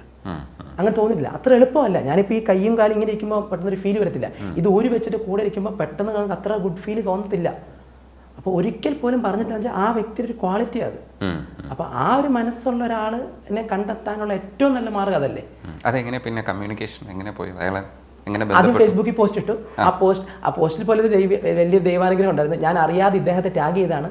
ഞാൻ ഇവരുടെ സ്കൂളിൽ പോയി ക്ലാസ് എടുത്തിട്ടുണ്ടായിരുന്നു, ടീച്ചർ ക്ലാസ് എടുത്തിട്ടുണ്ടായിരുന്നു. അപ്പോൾ ആ ക്ലാസ്സോ ഏതോ ഒരു മനോരമയിലെ മറ്റോ വന്ന ഒരു വാർത്ത കണ്ടിട്ട് ആൾ എന്നെ ഫ്രണ്ട് റിക്വസ്റ്റ് അയച്ചു. ഞാൻ ഈ ടീച്ചർമാരാകുമ്പോൾ പെട്ടെന്ന് ആക്സെപ്റ്റ് ചെയ്തിട്ടേക്കും, ആരാന്ന് പോലും നോക്കത്തില്ല, ആക്സെപ്റ്റ് ചെയ്തു. ഞാനിങ്ങനെ ടാഗ് ചെയ്ത് എൻ്റെ ഫ്രണ്ട് നിഖിലിനെ ടാഗ് ചെയ്താണ്, അറിയാതെ നിധി എന്ന ടാഗായിട്ട് അങ്ങ് പോയി. ഞാനത് ശ്രദ്ധിച്ചില്ല. ഈ പോസ്റ്റ് അത്യാവശ്യം റീച്ചിൽ പോയി, കുറേ പേര് വിളിച്ചു. ചിലർക്ക് ഈ ഫോട്ടോ ഒത്തിരി ഫോട്ടോ ആയിട്ടുണ്ട്, കത്തി ഫോട്ടോ ഒക്കെ അത്യാവശ്യം കാണാൻ കൊള്ളായതുകൊണ്ട് ഈ ആൾക്കാരെ വിളിച്ചു, സാറേ താല്പര്യമുണ്ട്, പെൺപിള്ളേരെ തന്നെ വിളിച്ചു. അപ്പം ഞാൻ പറഞ്ഞു എനിക്കിങ്ങനെ 1-2 കുറവുണ്ട്. എന്താ സാറേ കുറവ്? ഒരു കൈ ഇല്ലാത്തതാണ്, ഒരു കാലില്ലാത്തതാണ്. അപ്പോഴേ അപ്പുറത്ത് ഫോൺ കട്ടാകും, വലതാണ്. പക്ഷേ ഈ വ്യക്തി എനിക്ക് വാട്സപ്പിൽ മെസ്സേജ് ഇട്ട് ഏജ് പറഞ്ഞിട്ടില്ല, ഏജ് പറയൂ, ഡേറ്റ് ഓഫ് ബർത്ത് പറയുന്നു പറഞ്ഞ് മെസ്സേജ് ഇട്ടു. അപ്പോൾ ഞാൻ ഏജ് പറയാൻ വിട്ടുപോയിരുന്നു. അപ്പോൾ ഞാൻ മെസ്സേജ് ഇട്ടു. അപ്പോൾ ഞാൻ നോക്കിയിട്ട് പറയാം, അച്ഛനുമായിട്ട് അമ്മയായിട്ട് സംസാരിച്ച് പറയാമെന്ന് പറഞ്ഞ് മെസ്സേജ് നിന്നു. കുറച്ച് നാൾക്ക് ശേഷം ഞങ്ങൾക്ക് താല്പര്യമുണ്ട് എന്ന രീതിയിൽ മെസ്സേജ് വന്നു. അപ്പം പെണ്ണ് കാണാൻ പോകാം എന്നുള്ള തീരുമാനവും കാര്യങ്ങളൊക്കെ ഞങ്ങൾ ആലോചിച്ച് അവിടെ ചെന്ന് കഴിഞ്ഞപ്പം അവരുടെ ബന്ധുക്കളിൽ കുറച്ച് പേർക്ക് എതിർപ്പുണ്ടായിരുന്നു. അത് സ്വാഭാവികമാണ്. കാരണം അവർ നോക്കുമ്പം ഒറ്റമോളാണ്, അച്ഛൻ മരണപ്പെട്ടിട്ട് 6 മാസമായിട്ടുള്ളൂ, അമ്മയ്ക്കും ആരോഗ്യ ബുദ്ധിമുട്ടുള്ള ആൾ, ഏകദേശം ഒരു കിടപ്പ് അവസ്ഥയിലാണ്. അപ്പം അവർ ഏക പ്രതീക്ഷ എന്നാകേണ്ടത് ഞാനാണ്. അപ്പോൾ ഇതെനിക്ക് ഭാവിയിൽ ബുദ്ധിമുട്ടുണ്ടാകാമല്ലോ എന്ന രീതിയിലൊരു എതിർപ്പ് വന്നു. അപ്പോൾ പുള്ളിക്കാരത്തി തിരിച്ചു പറഞ്ഞൊരു വാചകം ഇതാണ്, എന്തൊക്കെ ബുദ്ധിമുട്ടുണ്ടായാലും എന്നെയും അമ്മയും നോക്കുന്ന ഒരാളാണെന്ന് എനിക്ക് ഉറപ്പുണ്ട്. അതെൻ്റെ ലൈഫിനെ കുറിച്ച് പഠിച്ചുകൊണ്ടാകും. പുള്ളിക്കാരത്തിന് കുറച്ച് ഫ്രണ്ട്സ്, കോമൺ ഫ്രണ്ട്സ് ഞാൻ കൊണ്ടാകും. അപ്പോൾ അങ്ങനെ പറഞ്ഞ് ആളുടെ ഒരു ഉറച്ച തീരുമാനത്തിലാണ് വിവാഹത്തിലേക്ക് കാര്യങ്ങൾ വന്നത്. ആൾ വളരെ ബോൾഡാണ്. പിന്നീട് അത് കുറ്റം പറയാതെ തന്നെ മുന്നോട്ട് പോയെന്ന് പറയാൻ അയാളുടെ ക്വാളിറ്റിയാണ്. അതെ, നല്ലൊരു അതൊരു പ്രത്യേക കഴിവ് കേട്ടോ. എത്രയൊക്കെ നെഗറ്റീവ് സംഭവം വന്നാലും അതിനകത്തൊരു പോസിറ്റീവ് സൈഡും ആൾ കണ്ടെത്തും. അതൊരു കഴിവാണ്. ഈ നമ്മുടെ ലൈഫ് തന്നെ പറഞ്ഞുകൊണ്ടാണ് മോട്ടിവേറ്റ് ചെയ്യുന്നത്. ചില കാര്യങ്ങളൊക്കെ നമ്മൾ ചെയ്തത് തന്നെയാണ് ആൾക്കാരെ പറഞ്ഞു പഠിപ്പിക്കേണ്ടത്. പക്ഷേ ഈ പറയുന്ന രീതിയിലുള്ള റിസ്കുകളൊന്നും ഏറ്റെടുക്കാത്ത ആൾക്കാരെയാണ് നമ്മൾ പഠിപ്പിക്കുന്നത്. അപ്പോൾ റിസ്ക് വന്നു കഴിഞ്ഞാൽ ചിലപ്പോൾ അവർ സ്വയം പഠിക്കുമായിരിക്കും. ആ റിസ്ക് ആണല്ലോ അനീഷും പഠിച്ചത്. അല്ലെങ്കിൽ നമ്മൾ കോവിഡ് വന്നപ്പോൾ നമ്മൾ പലരും പല പ്രതിസന്ധികളെയും മറികടന്നു. അത് കോവിഡ് സൃഷ്ടിച്ചൊരു പ്രതിസന്ധിയാണ്. അതേപോലെ പ്രതിസന്ധികൾ ഇല്ലാത്തതാണ് അഭിനയം പഠിക്കാത്തതെന്ന് ജയറാം ഒരു സിനിമയെ പറയുന്നുണ്ടായിരുന്നു. വീണ്ടും ചില വീട്ടുകാര്യങ്ങൾ എന്നെ കഷ്ടപ്പാട് അനുഭവിപ്പിക്കാത്തത് കൊണ്ടാണ് ഞാൻ അഭിനയം പഠിപ്പിക്കാത്തത് അപ്പനോട് പറയുന്നുണ്ട്. അതേപോലെ ഇവരെ നോർമൽ മൈൻഡിൽ ഉള്ള ഒരു സെറ്റിലാണ് നമ്മൾ പഠിപ്പിക്കുന്നത്. ഇത് ഒരു കൂട്ടം ആൾക്കാരെയാണ് നമ്മൾ ഇരുത്തുന്നത്, ഒരാളെ അല്ല. ഒരാളെയാണെങ്കിൽ നമുക്ക് ചിലപ്പോൾ അയാളെ കൂടുതൽ മനസ്സിലാക്കിയിട്ട് നമുക്ക് ചെയ്യാൻ പറ്റും. അത് വേറൊരു പ്രോസസ്സാണ്. അപ്പോൾ ലൈഫ് കോച്ചുകളൊക്കെ ചെയ്യാൻ ശ്രമിക്കുന്നത് മാതിരി ഒരു പരിപാടിയാണ്. പക്ഷേ ഇത് ഒരു മാസിനെ അഡ്രസ്സ് ചെയ്യുമ്പോൾ അത് ഭയങ്കര ചലഞ്ചിങ് ആയിട്ടുള്ള ഒരു പരിപാടിയാണ്. അപ്പോൾ അതൊരു പാക്കേജ് മാത്രമാണോ കാണുന്നത്, അതെ അതിനപ്പുറത്തേക്ക് ആ ക്ലാസ് കഴിയുമ്പോൾ ആരെങ്കിലുമൊക്കെ ഇങ്ങോട്ട് വിളിക്കുമ്പോഴാണോ റിസൾട്ട് ഉണ്ടാവാറുള്ളത്, അല്ലെങ്കിൽ അടുത്ത സ്റ്റെപ്പാണോ ഇതിൻ്റെ റിസൾട്ട് ഉണ്ടാവുക? അതിൻ്റെ റിസൾട്ടിൻ്റെ മെയിൻ ഭാഗം എന്നുള്ളത് ഒബ്ജക്റ്റീവ്സാണ്. ഇപ്പോൾ എന്നെ ക്ലാസ്സിന് വിളിക്കുമ്പോൾ ഞാൻ ആദ്യം ചോദിക്കുന്നത് ഈ ഒരു ക്ലാസ്സിലൂടെ എന്ത് മാറ്റമാണ് ഈ ഗ്രൂപ്പിന് ഉണ്ടാകേണ്ടത്, ഈ ഗ്രൂപ്പ് ഇപ്പോൾ പ്രസന്റ്ലി നേരിടുന്ന ചലഞ്ചസ് എന്തൊക്കെയാണ്, അതെനിക്ക് വ്യക്തമായിട്ട് ഞാൻ പഠിക്കും. അതിനുവേണ്ടി ഏറ്റവും കൂടുതൽ സമയം എടുക്കുന്നത് അവർക്ക് ഈ പ്രോഗ്രാം കൊണ്ട് എന്ത് മാറ്റമാണ് ഉണ്ടാകേണ്ടതെന്നും ഇവരിലുണ്ടാകേണ്ട മേജർ ചേഞ്ചസ് ട്രാൻസ്ഫോർമേഷൻസ് എന്താണെന്നും. അപ്പം അതിനെ വെച്ചിട്ട് നമ്മൾ വർക്ക് ചെയ്യും. അപ്പോൾ സ്വാഭാവികമായിട്ടും ചലഞ്ചസ് ഇല്ലാത്ത വ്യക്തികളില്ലല്ലോ. ഒരു ആക്സിഡന്റ് ഉണ്ടാകുമ്പോൾ സാമ്പത്തിക ബുദ്ധിമുട്ടും ആരോഗ്യ പ്രശ്നമല്ലല്ലോ. ചെയ്യുന്ന ജോലിയിൽ ഉണ്ടായിരിക്കുന്ന എല്ലാ കാര്യങ്ങളും ചലഞ്ചസ് അല്ലേ. ഇപ്പം AI എന്ന് പറഞ്ഞൊരു ചലഞ്ച് അല്ലേ, പുതിയ ടെക്നോളജി ഒരു ചലഞ്ച് അല്ലേ. ഇപ്പം ജോബ് ഇല്ലാതായിക്കൊണ്ട് ChatGPT ഒരു ചലഞ്ച് അല്ലേ. ഓക്കെ, ഇപ്പൊ സാലറി എന്ന് തന്നെ ഒരു ചലഞ്ചായിട്ട് തന്നെ മാറുന്നൊരു സമയമാണ്. അപ്പം എല്ലാവരുടെ മുമ്പിലും ചലഞ്ച് ഉണ്ട്. അവർക്ക് എന്താണ് ആവശ്യം. ഇപ്പം ഞാനിപ്പം കോർപ്പറേറ്റ് ട്രെയിനിങ് ആണെങ്കിൽ, ഇപ്പോൾ ബിസിനസ് ട്രെയിനിങ്ങിലാണെങ്കിൽ അവരെ സംബന്ധിച്ചോളം അടുത്തൊരു ടാർഗറ്റ്, അടുത്തൊരു ലെവലിലേക്ക് ബിസിനസ്സിനെ എത്തിക്കുക എന്നുള്ള ഒരു ചലഞ്ചാണ്. അപ്പോൾ ആ ഒബ്ജക്റ്റീവ് പഠിക്കും. ആ ഒബ്ജക്റ്റീവിന് അനുസൃതമായിട്ടുള്ള ഏത് രീതിയിൽ അവർക്ക് ഇൻപുട്ട് കൊടുത്താൽ അത് മാറ്റം ഉണ്ടാക്കും എന്നുള്ളത് ചിന്തിപ്പിക്കും. അവിടെയാണ് ഏറ്റവും എനിക്ക് ഇമ്പാക്റ്റ് കിട്ടുന്നത്. എൻ്റെ ഒരു വേ ഓഫ് ട്രെയിനിങ് ഉണ്ട്. അതിൽ ഞാൻ ഏറ്റവും ഹൈലൈറ്റ് ചെയ്യുന്നത് നമ്മുടെ പൃഥ്വിരാജ് സിനിമയിൽ പറയുന്ന പോലെ അയ്യപ്പനും കോശിയോ അതിലാന്ന് തോന്നുന്നു, സംഭവിക്കാൻ പോകുന്നതിൻ്റെ ഏറ്റവും എക്സ്ട്രീം ആയിട്ടുള്ള കാര്യം ചിന്തിച്ചിട്ട് പുറകോട്ട് ചിന്തിച്ചാൽ കാര്യങ്ങൾക്ക് ഒരു കൂൾ മൂഡായിരിക്കും എന്ന് പറഞ്ഞിട്ട് ഈ ഒരു പരിപാടി ഞാൻ പിടിക്കാറുണ്ട്. അതായത് നിങ്ങൾക്ക് ജോലി ഇന്നില്ലാതായാൽ എന്ത് ചെയ്യും, ഈ സ്ഥാപനം പൂട്ടിപ്പോയാൽ എന്ത് ചെയ്യും, സംഭവിക്കാമല്ലോ. കാരണം വെച്ചാൽ കംഫർട്ട് സോൺ ഇരിക്കുന്നവരൊരിക്കലും മുതലാളിക്ക് വേണ്ടി ചിന്തിക്കുന്നില്ല, അല്ലെങ്കിൽ കമ്പനിക്ക് വേണ്ടി ചിന്തിക്കുന്നില്ല. ഞാൻ എൻ്റെ പണിയെടുത്തങ്ങ് പോകണം എന്ന രീതിയിലാണ്. അതിൻ്റെ അപ്പുറം എന്ത് ചെയ്യാൻ പറ്റും? ചിലപ്പോൾ നാളെ നിന്ന് പോകാം.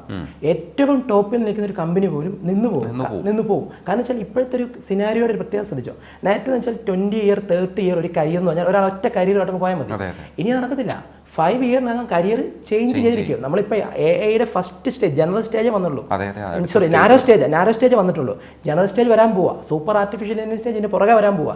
ഇത് ജോബിനൊക്കെ എടുത്ത് കളയും. അപ്പോൾ സ്വാഭാവികമായിട്ടും എല്ലാ മേഖലയിലും ചേഞ്ചസ് വന്നുകൊണ്ടിരിക്കുകയാണ്. ആ ചേഞ്ചസിനനുസൃതമായി മാറ്റുക എന്നുള്ളതാണ് ട്രെയിനിങ്. ആ രീതിയിലേക്ക് വരുമ്പോൾ നമുക്ക് ഇമ്പാക്റ്റ് ആക്കാനായിട്ട് തീർച്ചയായും സാധിക്കും, അവരുടെ ആ ഒബ്ജക്റ്റീവ് വെച്ചിട്ട്. പിന്നെ ആ ഗ്രൂപ്പിൽ 2 ഡിഫറൻസ് ഉണ്ടെങ്കിൽ ആ 2 സെഷൻ ഞാൻ ചെയ്യിക്കും. ഇപ്പം ഇന്ന ചലഞ്ചസ് ഉള്ള ഗ്രൂപ്പിനെ ഫസ്റ്റ്, ഇന്ന ചലഞ്ചസ് ഉള്ള ഗ്രൂപ്പിനെ സെക്കൻഡ്. കാരണം അവർക്ക് വേണ്ടത് ഒരു ഗോൾ ഓറിയൻറ്റഡ് ആക്കുക എന്നുള്ളതാണ്. ഇവർക്ക് വേണ്ടെന്നുള്ളത് ഇപ്പോഴത്തെ പ്രസന്റ് ചലഞ്ചസിനെ ഓവർകം ചെയ്യുക എന്നുള്ളതാണ്. അപ്പോൾ 2 രീതി ചെയ്യുമ്പോൾ നമുക്ക് റിസൾട്ട് കൂടും. റിസൾട്ട് വന്നില്ലെങ്കിൽ ട്രെയിനിങ് കൊണ്ട് പ്രയോജനമില്ല. വെറുതെ സമയം കളയുന്നു എന്നല്ലല്ലോ. റിസൾട്ട് ആക്കാനാണ് നമ്മുടെ ശ്രമം. ഈ ഫേസ്ബുക്കിൽ നിന്ന് ചില മോട്ടിവേഷൻസ് കിട്ടുന്നുണ്ടെന്ന് അനീഷ് പറഞ്ഞു. അല്ലാതെ എവിടെ നിന്നാണ് അനീഷിന്റെ മെയിൻ മോട്ടിവേഷൻ? ഏറ്റവും വലിയ മോട്ടിവേഷൻ അമ്മയാണ്. കാരണം നമ്മളതൊക്കെ ചെയ്യുന്നൊക്കെ ഒരു ഭാവമൊക്കെ ആയിട്ട് വീട്ടിലോട്ട് കയറി ചെല്ലുമ്പോൾ അമ്മ ജോലിയൊക്കെ കഴിഞ്ഞിരിക്കുന്ന ഇരിപ്പ്, അല്ലെങ്കിൽ അമ്മ അന്നേരം ജോലിയിലായിരിക്കും മിക്കവാറും, വൈകിട്ട് വരാം. അത് കാണുമ്പോൾ നമ്മൾ ഒന്നും ചെയ്യുന്നില്ല എന്നൊരു ഫീല് വരും. 1.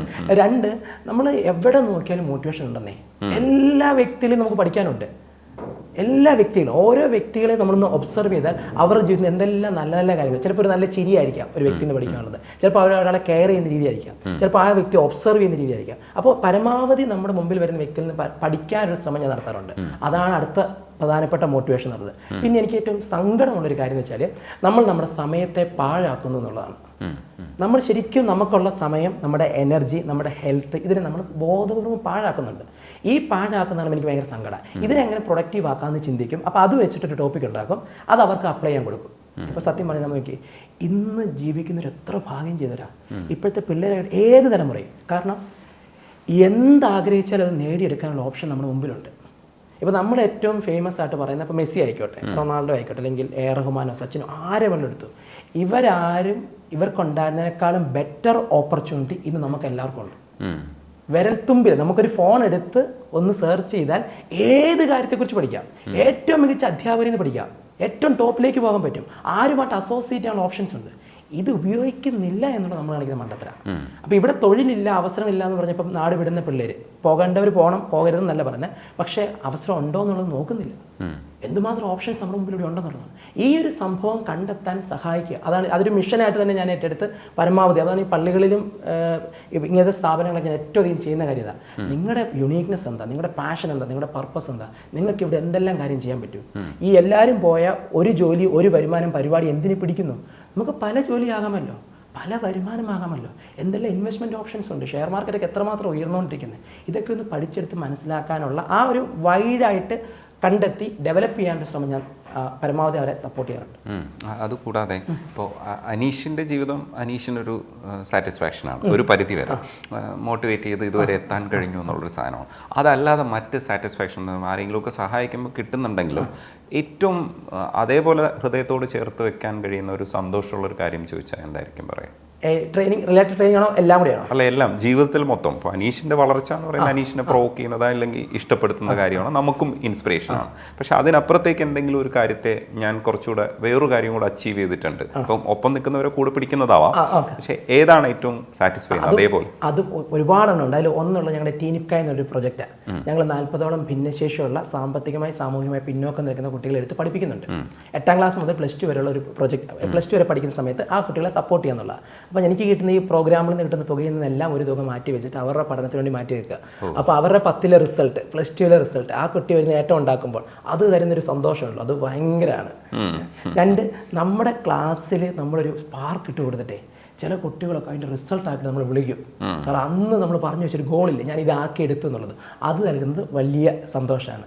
അടുത്തത് ഈ ഭിന്നശേഷിയുള്ള, എനിക്ക് ഏറ്റവും ഒരു പ്രോഗ്രാം കഴിഞ്ഞ് ഏറ്റവും കൂടുതൽ കോൾ വരുന്നത് ഭിന്നശേഷിയുള്ളവരാണ്, ആംപ്യൂട്ട് ചെയ്യപ്പെട്ടവർ, ആർട്ടിഫിഷ്യൽ ലിംബ് വെക്കാൻ ആഗ്രഹിക്കുന്നത്. അപ്പോൾ ഇങ്ങനെയുള്ളൊരിത് വെച്ചിട്ട് പറ്റില്ല എന്ന് ചിന്തിച്ചിട്ട് നമ്മുടെ വീഡിയോയോ കാര്യമോ കണ്ട് അത് ചെയ്തെടുക്കുമെന്ന് പറയത്തില്ലേ, അതും വലിയ സന്തോഷമുള്ളതാണ്. ആ ഭാഗങ്ങളൊക്കെയാണ് എനിക്ക് ബേസിക്കലി സന്തോഷമുള്ളത്. പിന്നെ എനിക്ക് വളർത്താൻ ഭയങ്കര ഇഷ്ടമാണ്. എൻ്റെ കൂടെ ആരുണ്ടോ അവരെന്നെക്കാളും വളർന്നു പോകണം എന്നാണ് ആഗ്രഹിക്കുന്നത്. അതിൽ ആര് കയറിപ്പോയി എനിക്ക് സന്തോഷമാണ്. അതിനകത്തൊരു ചതി വന്നാൽ എനിക്ക് ഭയങ്കര വിഷമമാണ്. കാരണം നമ്മൾ കഷ്ടപ്പെട്ട് ഒരു കൊച്ചിനെ ഒന്ന് കയറ്റി വിട്ടിട്ട് ആ കൊച്ചിന് ഒരു നല്ല വാക്ക് പറയാതെ പോകുകയോ അങ്ങനെയൊക്കെ അതൊരു വിഷമമായി മാറാറുണ്ട്. പിന്നെ അവരുടെ രീതിയിലേക്ക് നമുക്ക് അവിടം വരെ എത്തിക്കാനായിരിക്കും നമ്മുടെ കടമ എന്ന് വിശ്വസിച്ച് അങ്ങ് കാര്യങ്ങൾ പോകും. ഈ കൈയില്ലാതാവുമ്പോൾ കൊട്ടുന്ന ആളായിരുന്നതുകൊണ്ട് നോർമലി തന്നെ പട്ടാളത്തുകാർക്കൊക്കെ വരാറുള്ളതാണ് ഫാൻറ്റം ലിംഫ് പെയിൻ. അത്തരത്തിലുള്ള ബുദ്ധിമുട്ടുകൾ ഫേസ് ചെയ്തിട്ടുണ്ടോ? ആദ്യ സമയത്ത് നല്ലോണം ഉണ്ടായിരുന്നു. എനിക്കൊരു 6 മാസക്കാലം എനിക്ക് ആ ബുദ്ധിമുട്ടുണ്ടായിരുന്നു, ഫാൻറ്റം ഫീലിംഗ് എന്ന് പറഞ്ഞത്. അതായത് ആ കൈ അവിടെ ഉള്ളതായിട്ട് തോന്നും. ഇപ്പോൾ ഒരു ഭക്ഷണം ഇപ്പോൾ എൻ്റെ കൈ അറിയാതെ എടുക്കാൻ ചെല്ലും. എൻ്റെ ഇടതുകാലിൻ്റെ തള്ളവരിൽ ചൊറിയും, രാത്രി കിടന്നുറങ്ങുമ്പോൾ ചൊറിയും, ഭയങ്കരമായിട്ട് ചൊറിയും. അപ്പോൾ നമ്മൾ വലതുകാലിൽ ചൊറിയാൻ ചെല്ലുമ്പോൾ അവിടെ ഒന്നുമില്ല, ശൂന്യത. അപ്പോൾ ആ ഒരു ബുദ്ധിമുട്ട് എനിക്ക് ഭയങ്കരമായിട്ട് ഉണ്ടായിരുന്നു. പിന്നെ അത് ഓവർകം ചെയ്തു, തന്നെ ഓവർകം ചെയ്തു. കാരണം എനിക്ക് ഓവർകം ചെയ്യാൻ അടുത്ത് വേറെ പ്രതിസന്ധി കിട്ടും എന്നുള്ളതാണ്. നമ്മൾ പറയാറില്ലേ, ഈ ഒരു വര വരച്ചിട്ട് ഇതിനെ ചെറുതാക്കാൻ ഇപ്പറ വലിയൊരു വര വരച്ചാൽ മതി, അതുപോലെ. അപ്പൊ അതിനും വലിയൊരു വേദന ഇപ്പറേ വരും. അപ്പൊ നമ്മൾ അതിന്റെ പുറകെ പോകും, ഇതിന്റെ സമയം വിട്ടുപോകും. എന്റെ ലൈഫ് എന്ന് പറയുമ്പോൾ കംപ്ലീറ്റ് ചലഞ്ചസാണ്. അടുത്തൊരു പണി പുറകെ വരുന്നുണ്ട്. അപ്പൊ അതിന്റെ പുറകെ പോയി കഴിയുമ്പോൾ ഈ സാധനങ്ങൾ മറന്നു പോകും. പിന്നെ ഇതിനകത്തൊരു സന്തോഷം, നമ്മൾ ചേടി കഴിയുമ്പോൾ കിട്ടുന്നൊരു സന്തോഷം ഉണ്ടല്ലോ. ചിലപ്പോൾ ഒരു ചിരിയായിരിക്കും, ഒരാളെ ചിരിയായിരിക്കാം, നമ്മൾ സഹായിച്ചു, ആ വ്യക്തി ഒരു ചിരി തന്നു, ആ സന്തോഷം അതുവഴി അങ്ങനെ കയറി പോകുക എന്നുള്ളതാണ്. ഇപ്പൊ ഈ അവയവം നഷ്ടപ്പെടുമ്പോൾ ഏറ്റവും വലിയ പെയിനായിട്ട് വന്നത്, അതായത് അപ്പം ചിന്തിക്കുമ്പോൾ നമ്മൾ കുറേ കാര്യങ്ങൾ ചിന്തിക്കുമല്ലോ. ഇപ്പോൾ കൊട്ടുന്ന കാര്യം പറ്റിയില്ല, ഇപ്പം നടക്കുന്ന കാര്യത്തിൽ കാലും പോയി, ആ സമയത്തൊക്കെ ഭയങ്കരമായിട്ട് തകർന്നതിൽ ഏറ്റവും വലിയ സങ്കടമായിട്ട് വന്നത് എന്തായിരിക്കും? നടക്കാൻ പറ്റില്ല എന്നുള്ളതാണോ, കൊട്ടാൻ പറ്റില്ല എന്നാണോ, ഏതാണ് സോർട്ട് ഔട്ട് ചെയ്തത്? എനിക്ക് ചെണ്ട കൊട്ടാൻ പറ്റത്തില്ല എന്നുള്ളതാണ്. എനിക്ക് അതിനോട് ഭയങ്കര ഇഷ്ടമായിരുന്നു. എനിക്ക് സത്യത്തിൽ ഒരു സൗണ്ട് എഞ്ചിനീയർ ആണെന്നൊക്കെ ഞാൻ ആഗ്രഹിച്ചിരുന്ന ഒരാളാണ്. കാരണം എനിക്ക് മ്യൂസിക് സെൻസ് നല്ലോണം ഉണ്ടായിരുന്നു. പെട്ടെന്ന് പാട്ടുകളുടെ ടോണ്, കോപ്പി പാട്ട് ഞാൻ കണ്ടുപിടിക്കും. ഏത് പാട്ട് കേട്ടാലും ഇതിന്റെ കോപ്പി ചെയ്ത് തന്നെ, എനിക്ക് രാഗം ഒന്നും അറിയില്ല, പക്ഷെ കോപ്പി ഞാൻ പെട്ടെന്ന് എൻ്റെ തലേ പതിയും. അപ്പോൾ അത് ഞാൻ കൊട്ടിയെടുക്കുമായിരുന്നു, കൈകൊണ്ട് കൊട്ടിയെടുക്കുമായിരുന്നു. ആ ഒരു മേഖലയിൽ എന്തെങ്കിലും ആകണം. അപ്പോൾ ഞാൻ എൻ്റെ ഒരു വലിയ ആഗ്രഹം പോലും ജോലി കിട്ടിയ ശേഷം ഓർഗൻ വായിക്കാൻ പഠിക്കണം, മ്യൂസിക് റിലേറ്റ് എന്തെങ്കിലും ഒന്ന് ചെയ്യണം എന്നൊരു ആഗ്രഹമാണ്. അപ്പോൾ ആ കൈ ചെണ്ട കൊട്ടാൻ പറ്റിയില്ല എന്നുള്ളതാണ് എൻ്റെ ഏറ്റവും വലിയ വിഷമമായി മാറിയത്. പിന്നെ ഒരു വലിയ ചലഞ്ച് വെച്ചാൽ ഇത് രണ്ടും കൂടെ നഷ്ടമായതേ. ഇപ്പോൾ കാല് മാത്രം നഷ്ടമാകുകയാണെങ്കിൽ നമുക്ക് ഈ കൈ കൊണ്ട് ഒത്തിരി കാര്യങ്ങൾ ചെയ്യാൻ പറ്റും, ഈ കാലിനെ ഭയങ്കരമായിട്ട് സപ്പോർട്ട് ചെയ്യാൻ പറ്റും. കാരണം വെച്ചാൽ ഈ ആർട്ടിഫിഷ്യൽ ലിംബ് നമ്മൾ നല്ലോണം കെയർ ചെയ്യണം, അല്ലെങ്കിൽ പെട്ടെന്ന് ഡാമേജ് ആയിപ്പോകും. എനിക്ക് പറ്റത്തില്ല. കൈക്കും ബുദ്ധിമുട്ടാണ്, കാലിനും ബുദ്ധിമുട്ടാണ്. ഇത് രണ്ടുകൂടെ വരുമ്പം നമ്മൾ 1+1 2 അല്ല, 2² അത്രയും ബുദ്ധിമുട്ടാണ്. ഇത് രണ്ടുകൂടെ ഇതാകെ. പിന്നെ പ്ലസ് എനിക്ക് ഈ കൈയുടെ പ്രശ്നങ്ങളുള്ളതുകൊണ്ട് ഇത് ആക്കിയെടുക്കുക എന്നുള്ളൊരു വലിയ ചലഞ്ച് തന്നെയാണ്. അപ്പോൾ എപ്പോഴും ഇനി കൊട്ടാൻ പറ്റുമോ? ഇല്ല, പ്രാക്ടിക്കലി പാടാണ്. മാത്രമല്ല അത് ഞാൻ ചെയ്യാതിരിക്കുന്നത് നല്ലത്. കാരണം അതിനുവേണ്ടി ഞാൻ എഫേർട്ട് എടുക്കുമ്പോൾ വേണമെങ്കിൽ എനിക്ക് കൊട്ടുകയോ ഡാൻസ് കളിക്കുകയോ ഒക്കെ വേണമെങ്കിൽ പ്രാക്ടീസ് വേണമെങ്കിൽ എടുക്കാം. അങ്ങനെ എടുക്കുമ്പോൾ എൻ്റെ ഈ ലിംബ് കംപ്ലൈൻ്റ് ആവും, എൻ്റെ ഹെൽത്തിന് അത് ഇഷ്യൂ ആകും. അതിലും നല്ലത് എനിക്ക് ട്രെയിനിങ് വഴി അത്യാവശ്യം ചെറുതായിട്ട് പാട്ടൊക്കെ പാടുന്നുണ്ട്, അപ്പോൾ പാടാനുള്ള കഴിവുണ്ട്, അത്യാവശ്യം നന്നായിട്ട് ക്ലാസ് എടുക്കാനുള്ള കഴിവുണ്ട്, അതിനെ ഡെവലപ്പ് ചെയ്താൽ മതി. അപ്പോൾ ഞാൻ വെച്ചാൽ ഇപ്പം എനിക്ക് വേണമെങ്കിൽ ഒരു ഷോ എന്ന നിലയ്ക്ക് ഒന്ന് കാണിക്കുക എന്ന നിലയ്ക്ക് വേണമെങ്കിൽ ചെണ്ട കൊട്ടി എടുക്കാം, അല്ലെങ്കിൽ ഡാൻസ് കളിച്ചെടുക്കാം. അതിനുവേണ്ടി ഞാൻ എഫേർട്ട് ഇടുമ്പോൾ എൻ്റെ ഹെൽത്തിനെ അത് കാര്യമായിട്ട് ബാധിക്കും. അപ്പോൾ ഞാൻ ചെയ്തെടുക്കേണ്ട കുറേ കാര്യങ്ങൾ ചെയ്യാൻ പറ്റത്തില്ല. കാരണം എനിക്ക് ഫൗണ്ടേഷൻ ഇല്ലാത്ത ആളാണ്. വീട്ടിൽ സാമ്പത്തികമില്ല, 1 സെൻറ്റ് സ്ഥലമില്ല, വേറെ നല്ലൊരു വീടില്ല ഇപ്പോഴും. അപ്പോൾ ഇതൊക്കെ ഞാൻ ഒന്ന് റീസ്റ്റാർട്ട് ചെയ്ത് തുടങ്ങിയിട്ടേ ഉള്ളൂ. എനിക്കൊരു കാരണം എന്നെ വിശ്വസിച്ച് വന്നൊരു വൈഫുണ്ട്, മകനുണ്ട്, 4.5 വയസ്സേ ഉള്ളൂ, അച്ഛനുണ്ട്, അമ്മയുണ്ട്. ഇവരെ ഞാൻ നോക്കണം. അപ്പോൾ ഇവർക്കൊരു സേഫ് സോണിലേക്ക് കുറച്ച് ഇവരൊന്നും പിടിച്ചിട്ടുള്ള ഒരു ഫൗണ്ടേഷൻ ഇട്ടിട്ടുള്ളൂ ഞാൻ കയറി പോവുള്ളൂ. അപ്പോൾ ഞാൻ എൻ്റെ എന്നെ ഒന്ന് കാണിക്കാൻ വേണ്ടിയിട്ട് ഇങ്ങനെ കുറേ കാര്യങ്ങളിലേക്ക് പോയാൽ ആ ചെയ്യുന്ന തെറ്റല്ലേ? ആ സ്ഥാനത്തിലാണ് നമ്മൾ എപ്പോഴും ഫോക്കസ്. ഞാൻ കുട്ടികളോടും പറഞ്ഞൊരു കാര്യം അതാ, നമുക്ക് ഉത്തരവാദിത്വം എന്നൊരു ഭാഗമുണ്ട്. ഇപ്പം എൻ്റെ അപ്പൻ, എൻ്റെ അമ്മ, അവരെന്തൊക്കെ കുറവുകളോ നനവുകളോ ഉള്ളവരായിക്കോട്ടെ, ഇവരെ ഒന്ന് കംഫർട്ടാക്കി നോക്കുക എന്നുള്ളൊരു കടമ എനിക്കുണ്ട്. ആ കടമയ്ക്ക് മുകളിൽ ഞാൻ റിസ്ക് എടുക്കാവുള്ളൂ. കാൽക്കുലേറ്റഡ് റിസ്ക് എന്ന് പറയും. നമുക്ക് എപ്പോഴും റിസ്ക് എടുക്കുമ്പോൾ നമ്മളിതൊരു ഏണി പോലെ കരുതിയാൽ മതി. റിസ്ക് എടുക്കുമ്പോൾ നമ്മളിവിടെ നിൽക്കുന്നു, ഇവിടം വരെ വന്നു, വീണാൽ ഇവിടം വരെ പോകാവുള്ളൂ, ഇവിടം വരെ എനിക്ക് പോകാം. അതിൻ്റെ താഴോട്ട് പോയി കഴിഞ്ഞാൽ പിന്നെ തിരിച്ചൊരു പാടാം. അപ്പോൾ ഇതുവരെ പോകുന്ന രീതിയിലുള്ള റിസ്ക് ഞാൻ എടുക്കും. അപ്പോൾ ഞാൻ നാളെ ചെണ്ട കൊട്ടാൻ പോയാലോ ഡാൻസ് കളിക്കാൻ പോയാലോ അതിന് ഇച്ചിരി മല കയറാൻ പോയാലൊക്കെ ശ്രമിച്ചാൽ ചിലപ്പോൾ എൻ്റെ ഒരു വിറ്റ് വീഴ്ച ഇങ്ങോട്ടായിരിക്കും. പിന്നെ എനിക്ക് തിരിച്ചുവരും കാണത്തില്ല. ഞാൻ തിരിച്ചു വരുന്നതിനേക്കാളുപരി എന്നെ പ്രതീക്ഷിച്ച് നിൽക്കുന്ന ഒരു അപ്പനുണ്ട്, അമ്മയുണ്ട്, ഭാര്യയുണ്ട്, മകനുണ്ട്. അവരെ ഞാൻ സേഫ് ആക്കിയിട്ടുള്ള ഈ പരിപാടിക്ക് പോകുള്ളൂ. അപ്പം അങ്ങനെ ഒരു കംഫർട്ട്, ആ സേഫ് സോണിലുള്ള കാൽക്കുലേറ്റർ റിസ്ക് എടുക്കാനേ ഞാൻ തയ്യാറാകത്തുള്ളൂ, പഠിപ്പിക്കത്തുള്ളൂ. അത് സൂപ്പർ. Thank you. ഈ ആക്സിഡൻറ്റിനെ കുറിച്ച് പറയുന്ന സമയത്ത് അതെങ്ങനെയാണ് സംഭവിച്ചതെന്നുള്ളത് ഞാൻ ചോദിക്കാതിരിക്കാൻ ശ്രമിക്കായിരുന്നു. പക്ഷേ പ്രോബ്ലം എന്താണെന്ന് വെച്ചാൽ ഇതെന്താണ് കറക്റ്റ് എന്നുള്ളത് മറ്റുള്ളവർക്ക് കേൾക്കുമ്പോൾ അതിനകത്തു നിന്നാണ് സർവൈവ് ചെയ്തതെന്ന് മനസ്സിലാക്കാൻ പറ്റും. അപ്പോൾ അതുകൂടെ അനീഷ് ഒന്ന് പറഞ്ഞാൽ നന്നായിരിക്കും. 2009 ഒക്ടോബർ 17-ാം തീയതിയാണ് ആക്സിഡൻറ്റ്. ഞാൻ തിരുവനന്തപുരം വരെ പോയിട്ട് തിരിച്ച് കോട്ടയം റെയിൽവേ സ്റ്റേഷനിൽ ഇറങ്ങി ബസ് പിടിക്കാൻ വേണ്ടിയിട്ട് ഓവർ ബ്രിഡ്ജിന് പകരം പാളം വഴി മുറിച്ച് കിടക്കുന്ന ശീലം ഉണ്ടായിരുന്നു. അപ്പോൾ ഞാൻ ഇറങ്ങി ഓടിയപ്പോൾ എൻ്റെ കാലിൽ ക്രൈബ് ബാൻഡേജ് ഉണ്ടായിരുന്നു. എൻ്റെ വലതുകാലിൻ്റെ സർജറിക്ക് ശേഷമായിട്ട് 2 ക്രൈബ് ബാൻഡേജ് ഉണ്ടായിരുന്നു. അപ്പോൾ അതിലൊരെണ്ണം അഴിഞ്ഞു പോയി, അത് പാളത്തിൽ ഉടക്കി. ഒരു പാളത്തെയും തെറിച്ച് അടുത്ത പാളത്തിലേക്ക് തലയിടിച്ച് വീഴുമായിരുന്നു. തലയിടിച്ച് വീണുകൊണ്ടാണ് ബോധം പോയി. ട്രെയിൻ വന്നു, എൻ്റെ മുകളിൽ കൂടെ കയറി പോകുമായിരുന്നു. എന്നെ വലിച്ചുകൊണ്ട് പോയി. വലിച്ചുകൊണ്ട് പോയി എനിക്ക് ബോധമില്ല. വലിച്ചുകൊണ്ട് പോയപ്പോൾ എൻ്റെ വലത് കൈപ്പത്തി ഇവിടെ കൊണ്ട് പൂർണ്ണമായി അറ്റുപോയി. ഇടത് കൈ പകുതി വെച്ച് മുറിഞ്ഞു പോകുമായിരുന്നു. ഇടത് കാല് മുട്ടിന് താഴെ വെച്ച് പൂർണ്ണമായും അറ്റുപോയി. അപ്പോൾ അവിടെ കൂടി പോലീസുകാരും മറ്റുമൊക്കെ എന്നെ ഞാൻ കിടന്ന് പിടയ്ക്കുന്നത് കണ്ടിട്ട് ഓടി വന്ന് എടുത്ത് കോട്ടയം മെഡിക്കൽ കോളേജിലോട്ട് പെട്ടെന്ന് എടുത്തുകൊണ്ട് പോവുകയായിരുന്നു. അപ്പം അന്നേരം തന്നെ കൈയും കാലുമൊക്കെ അറ്റ് കംപ്ലീറ്റ് ആയിട്ട് പോയിരുന്നു. മെഡിക്കൽ കോളേജിൽ കൊണ്ടുവന്ന് തുന്നിച്ചേർക്കാനായിട്ട് ശ്രമിച്ചു. പക്ഷേ അത് അരിഞ്ഞു പോയതുകൊണ്ട്, ഇതിൻ്റെ വീല് കയറി അരിഞ്ഞു പോയല്ലോ, അപ്പോൾ അതുകൊണ്ട് തുന്നിച്ചേർക്കാനുള്ള ഓപ്ഷൻ ഉണ്ടായില്ല. കംപ്ലീറ്റ് ആയിട്ട് അങ്ങ് മുറിച്ച് മാറ്റുകയായിരുന്നു. പിന്നീടാണ് ഈ ബോധം വരുമ്പോഴാണ് ബോധം വരുന്ന പിറ്റേ ദിവസം രാവിലെ അമ്മ തന്നെ തട്ടി ഉണർത്തുമ്പോഴാണ് ഞാൻ അറിയുന്നത് എൻ്റെ കൈ നഷ്ടമായി, എൻ്റെ കാല് പൂർണ്ണമായി അറ്റുപോയി എന്നുള്ള വിവരം ഞാൻ അറിയുന്നത്. ശരിക്കും വലിയ ഷോക്കായിരുന്നു. കാരണം ഞാൻ വിചാരിച്ചതൊക്കെ തുന്നിച്ചേർത്ത് എടുക്കാൻ പറ്റുമെന്നൊരു ചിന്ത ഉണ്ടായിരുന്നു. പക്ഷേ ഒന്നും നടന്നില്ല. രാവിലെ അമ്മ എന്നെ തട്ടി ഉണർത്തുമ്പോൾ ഇങ്ങനെ എനിക്ക് കൈയുടെ ഭയങ്കര മരവിപ്പാണ്, കാലിൻ്റെ അവിടെ ഭയങ്കര മരവിപ്പാണ്. അപ്പം എനിക്കെന്നെ കാണാൻ മേല, കാരണം എൻ്റെ കഴുത്ത് പ്ലാസ്റ്ററൊക്കെ ഒട്ടിച്ച് ഇങ്ങനെ കിടത്തിയൊക്കെ വരുന്നത്. അപ്പോൾ ഞാനിങ്ങനെ നോക്കുമ്പോൾ എനിക്ക് കൈ കാണാൻ മേല, പ്ലാസ്റ്റർ മാത്രമേ ഉള്ളൂ, കാലും കാണാൻ മേല. അപ്പം അമ്മയോട് ഞാൻ ചോദിക്കും, അമ്മ എൻ്റെ കൈ കെട്ടിയല്ലേ എന്ന് ഞാൻ ചോദിച്ചു. അപ്പം പറഞ്ഞില്ല, അത് മുറിച്ച് മാറ്റിയെന്ന് പറഞ്ഞു. ചോദിച്ചു കാല് കെട്ടിയെന്ന് ചോദിച്ചു, പറഞ്ഞു അതും മുറിച്ച് മാറ്റി.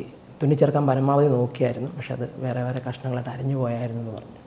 അപ്പോൾ സ്വാഭാവികമായിട്ടും ഇനിയൊരു പ്രതീക്ഷയില്ല. അപ്പോൾ ആ നിമിഷമാണ് ഞാനിത് അറിയുന്നത്, ഇത്രയും കംപ്ലീറ്റ് ആയിട്ട് പോയി എന്നുള്ളത് അറിയുന്നത്. 21 വയസ്സായിരുന്നു. 21 വയസ്സായിരുന്നു. പിന്നെ ട്രോമ മാറാൻ വേണ്ടിയിട്ട് എത്ര കാലം എടുത്തു?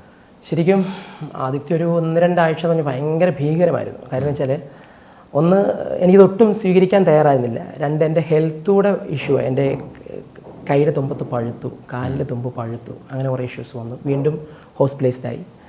അത് കഴിഞ്ഞ് തിരിച്ച് ഡിസ്ചാർജ് ചെയ്ത് വന്ന് ഏകദേശം ഒരു 2 മാസത്തോളമായപ്പോൾ കാല് വെക്കാൻ പറ്റി, വെപ്പുകാല് വെക്കാൻ പറ്റി. ഈ വെപ്പുകാല് വെക്കാൻ പറ്റിയതാണ് എനിക്കൊരു കോൺഫിഡൻസ് ആയത്. അത് നടക്കാൻ പറ്റും എന്നൊരു കോൺഫിഡൻസ് ആയി.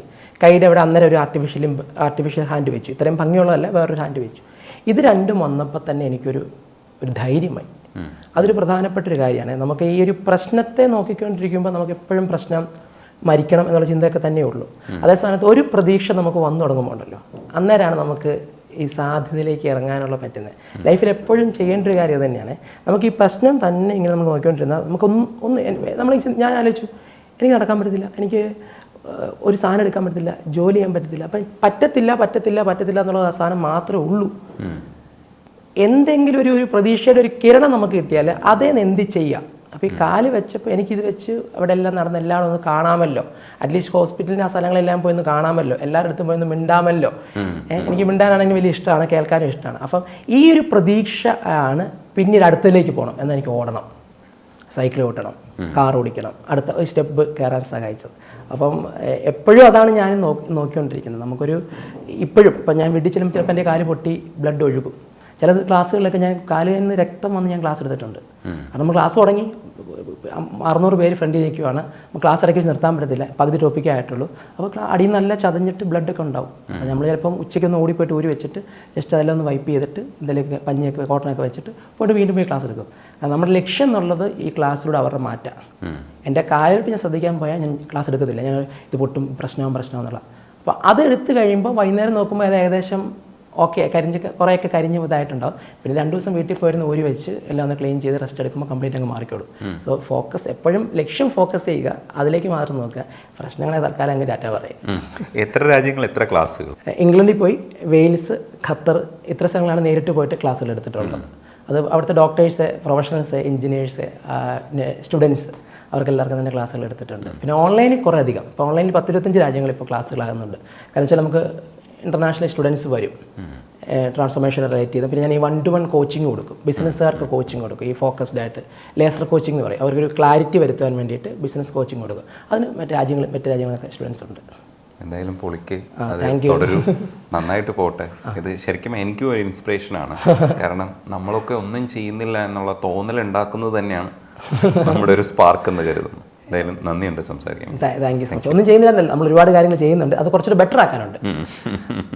അവർക്ക് എവിടുത്തല്ലോ ഒന്നും ചെയ്യാത്തവർക്ക് അവർ ചെയ്യത്തില്ല, അവരുടെ വെറുതെ മോട്ടിവേഷൻ വെക്കുക. ചെയ്യുന്നവരെ അടുത്ത തരത്തിലേക്ക് എത്തിക്കാനാണ് നമുക്ക് പറ്റുന്നത്. അവർ ചെയ്താൽ തന്നെ നമ്മുടെ നാട് സ്വർഗമായി മാറും, ഇവിടെ അത്ഭുതങ്ങൾ സൃഷ്ടിക്കാൻ സാധിക്കും. Thank you so much. എന്തായാലും വളരെ കംഫർട്ടബിൾ ആയിട്ട് ഇൻ്റർവ്യൂ കേട്ടോ, വളരെ ഓക്കെ. ഈ കയ്യിൽ ഷേക്കേണ്ടി വരുന്നതും ഒരു ഭാഗ്യമാണ്. അതാണ് നിങ്ങളുടെ ഒരു കരുത്തെന്ന് പറയുന്നത്. Thank you.